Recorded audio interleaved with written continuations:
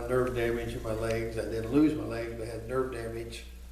And the nerve damage, I had to wear braces. They had to try to repair nerves, that was a very complicated procedure. They put me in these long leg, bent leg casts, get me on crutches. So it took a lot of surgeries to get me back rehabilitated. Meanwhile, I had a couple leaves, convalescent leaves, to come home and see my parents and friends, and then I'd go back and come home again. So I did that for about a year. Then I was medically discharged, which I didn't know anything what that was all about. But they retired me from the military because they said I was unfit for military duty because of my injuries. Well, that's fine and dandy. And I found out you have, just like you serve for 20 years in the service, you get all the benefits that go with it. So anyway, so after I was discharged from the service, I went to enrolled in the University of Colorado in Boulder, Colorado, because I was at Fitzsimmons Hospital for a while. So I enrolled there in the School of Environmental Design with some other veterans, and made some good friends, made some good acquaintances. And then I started to have some more problems with my injury, so I went back to the VA and had some more surgeries. And then I couldn't get around very well, so I moved back to Illinois and Pittsfield mainly, and then I went back in the VA hospital in Columbia, Missouri, which I just opened up, and had some more surgeries for about another year. So I was about another year of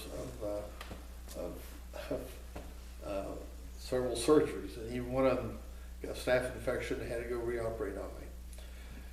So anyway, all my time in the service, I'm glad I served my country. A lot of good memories. Even there were some good memories in Vietnam. Not every day was total terror, but some days there was.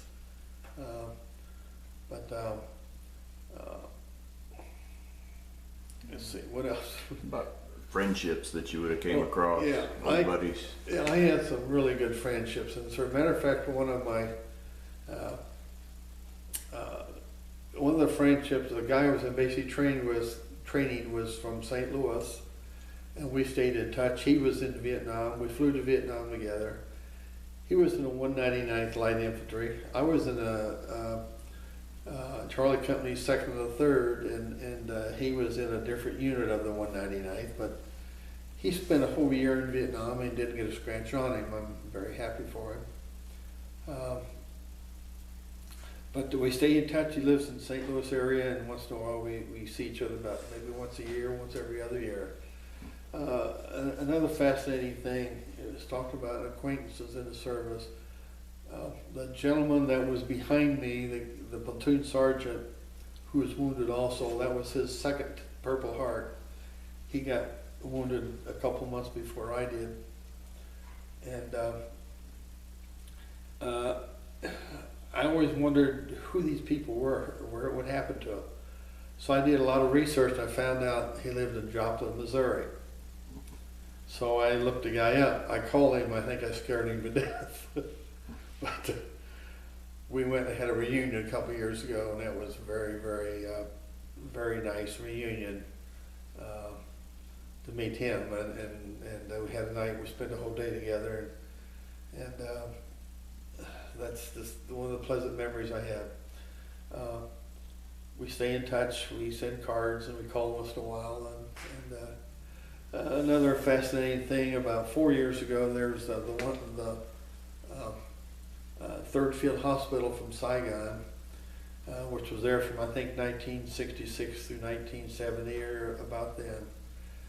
They had a reunion in Chicago, and so my wife and I decided to go to it, and we went to the reunion, and I actually met the doctors and nurses that took care of me in Vietnam. And the reason I know it was them is because they had name tags and dates that they were there. They were on call 24/7, and and so they didn't remember me, but they remember my, we know that they remember everything about the hospital. And so we had a good time with those people. And I met the triage nurse that took me off a helicopter. She lives down in Atlanta, Georgia.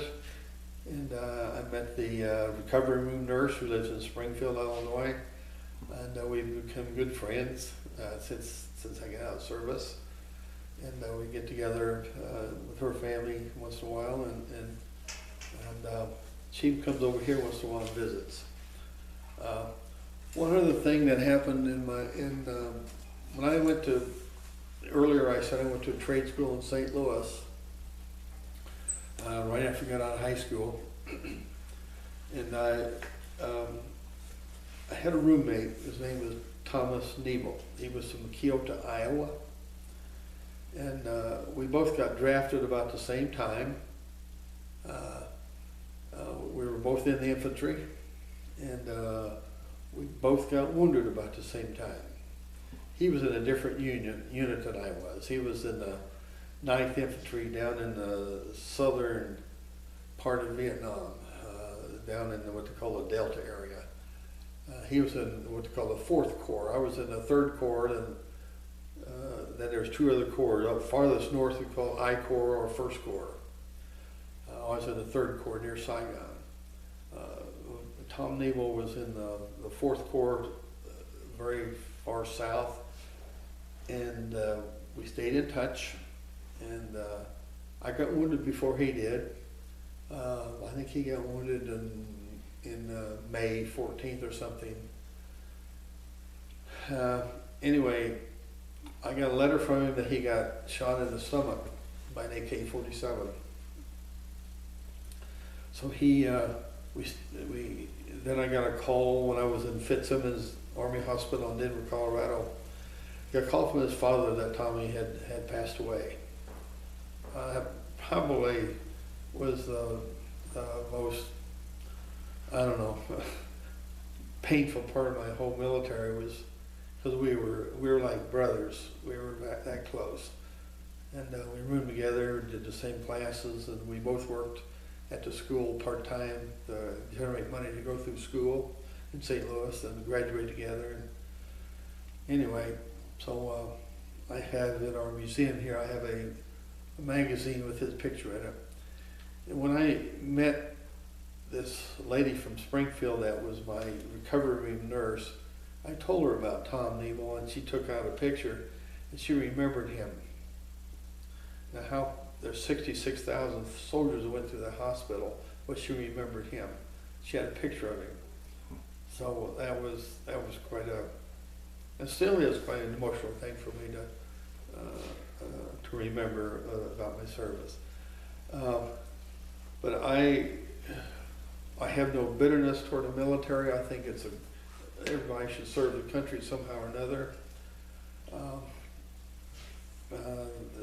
We need military support in this country. It's an unfortunate thing we have to have, but we have to have it. I am taking a lot of pride in our little museum here. I started this, some other folks about 2 years ago. We had a meeting we thought it would be nice to have an all-wars military museum in Pittsfield. So the building was available. We just work on it, and we gather in stories like I'm doing right now of people's military careers. And because everybody's in the military has a story, and just like I'm telling my story now. I'm sure when the camera's off, I'll remember things I probably forgot now, but I have a lot of good memories, basically in training. And the first 2 weeks of basic training is basically hell. At least it was then. A lot of harassment, and then you get to know each other, and you know it's all good. It's all good. Then advanced training in Fort Lewis, Washington.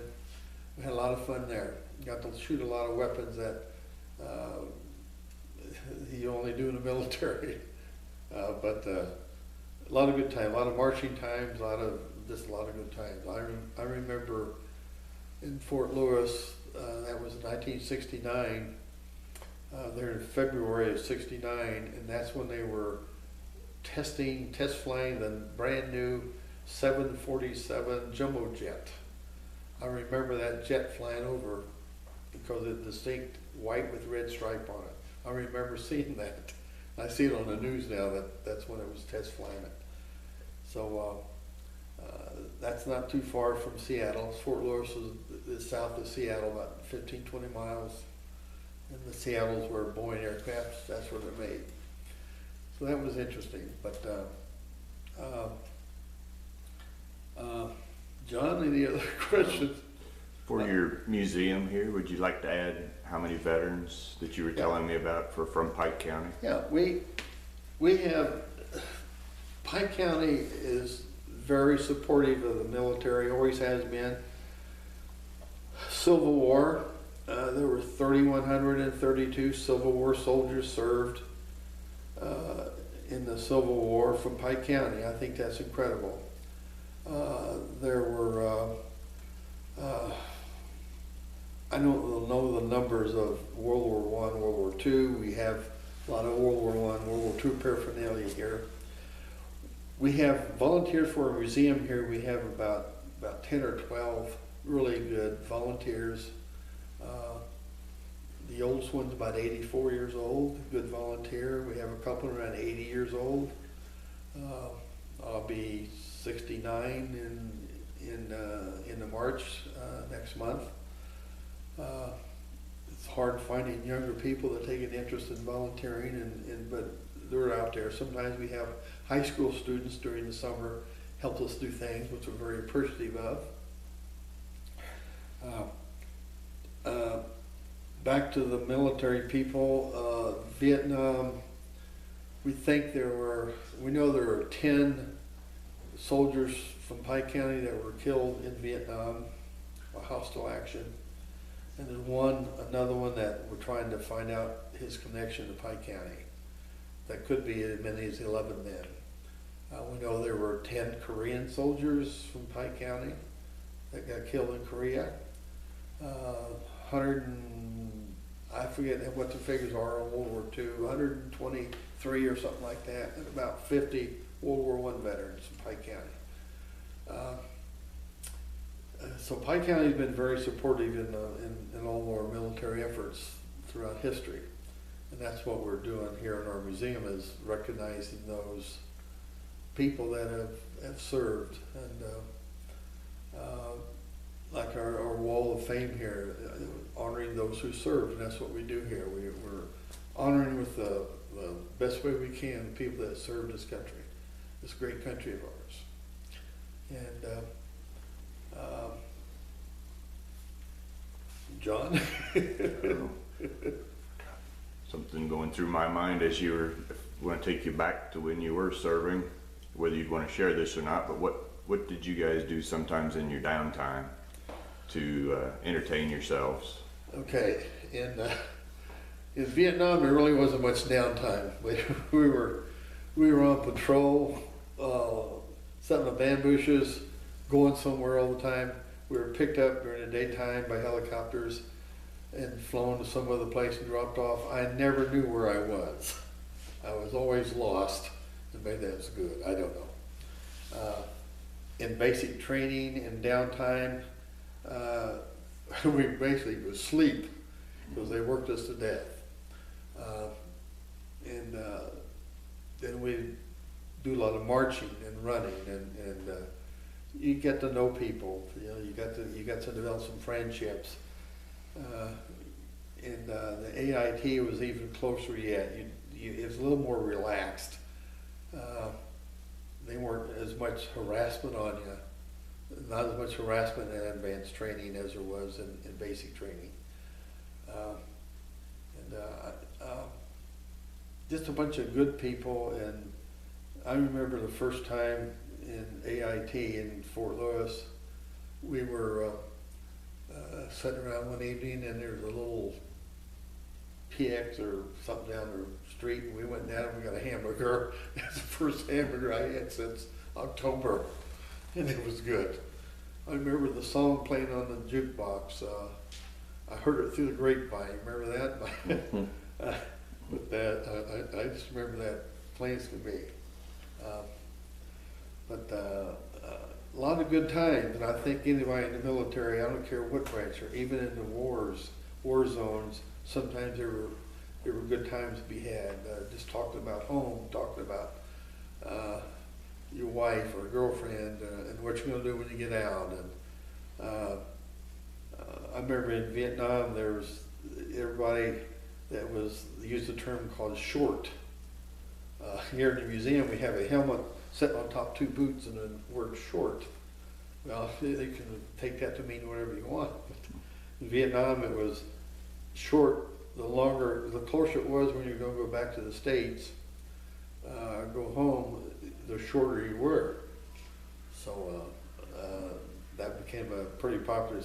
So everybody in Vietnam, including myself, we were there 2 days, we started yelling short, even though we're a long ways from going home. But there were a lot of good times in the military, and I just think it was, had the opportunity to do it. I served my country, and I'm very proud of that. And there's a lot of stories to be told in this county, from very, very good stories, and some heroic people in this county that served the United States military, and I'm very proud of that. And we're trying to honor that here. We have an artist in our little museum here. There's an artist that is painting portraits, oil-painted portraits of all the soldiers killed in Vietnam that lived in Pike County. I think that's quite an honor. And we're going matter of fact, I think tomorrow I'm going to Quincy, and lives up in Quincy. I'm going to pick up 4 or 5 of them he's already got done. So that's kind of my story, and what they say, I'm sticking to it. So I think that may conclude this video this time. Okay. Thank you. All righty, thank you. See ya.